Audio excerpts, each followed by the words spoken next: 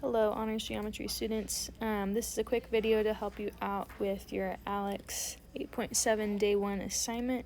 And so feel free to pause or fast forward as needed. This is a case of side, side, side.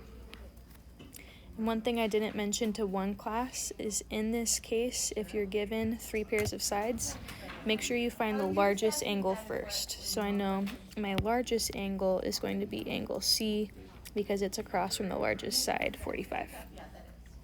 So my setup would be this. And once again, I'm gonna try to do this quickly, so feel free to pause at any point.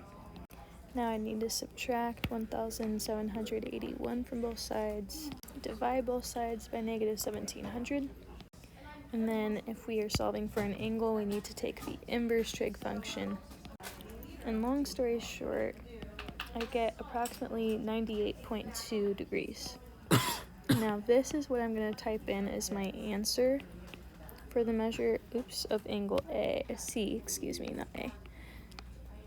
However, notice the directions say carry your intermediate computations to at least 4 decimal places.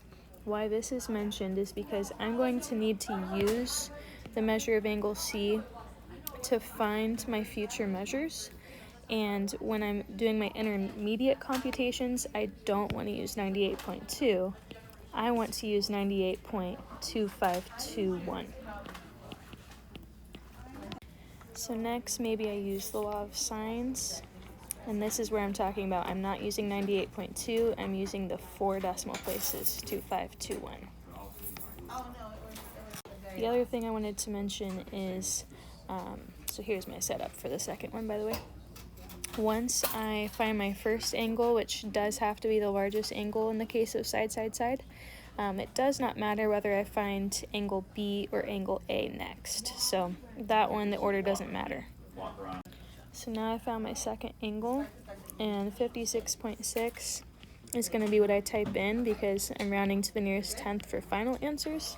However, for intermediate computations, I need 4 decimal places, according to Alex's directions here. So here's my setup to find the third angle. As you know, we're going to subtract the sum from 180, but once again, use the versions that contain the 4 decimal places, so we're a little bit more accurate. And so that way now I have 4 decimal places, but I'm only rounding the final answer to the nearest tenth. It's going to be more accurate this way, though, when I'm keeping my intermediate computations to 4 decimal places. Alright, well, I hope this video was helpful. If you didn't finish your homework tonight, maybe take some time tomorrow during your day off to finish, and I will see you all Wednesday.